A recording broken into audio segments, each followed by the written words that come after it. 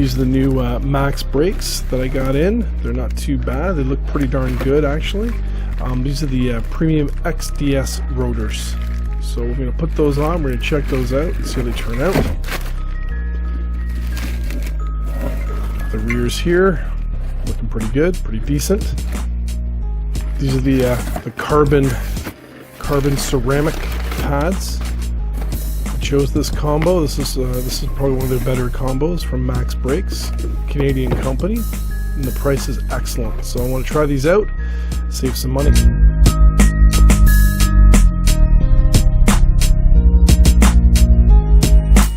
Step 1. Remove all the four wheels. You will need a 19mm or 3/4 socket.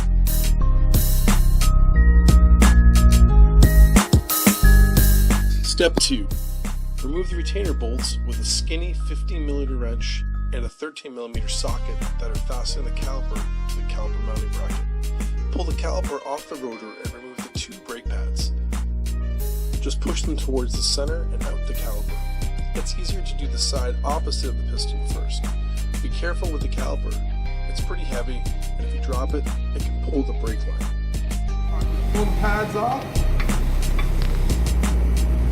Super easy. Oh, thank you.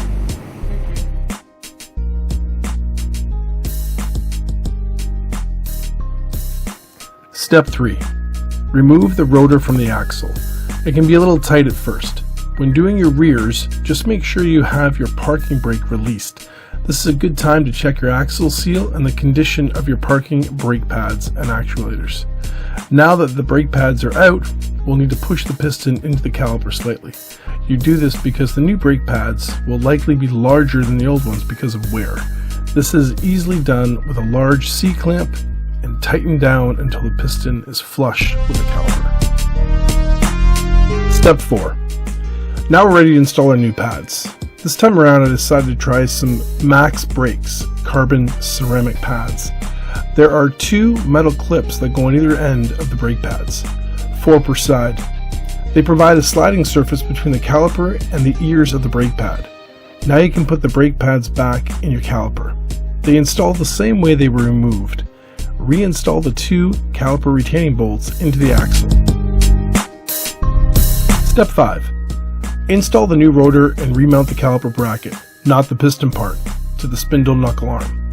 Slide the caliper over the pads and rotor and line up the bolt holes. Bolt the caliper to the caliper bracket. Torque caliper and caliper bracket bolts to 11 foot-pounds. Step 6. Bleed the brakes to remove air from the brake line. First, make sure the brake fluid is full to the top. The next step is to loosen off the bleeder screw. Once the screw is loose, you can then have the brake fluid flow through that and get rid of any air that is in the line. Now that the bleeder screw is open, have a buddy pump down on the brakes several times. Before he releases the pedal, close the bleeder screw. This prevents sucking air back into the brake caliper. Repeat this process until you see a constant stream of fluid with no bubbles. Then you can close the bleeder screw.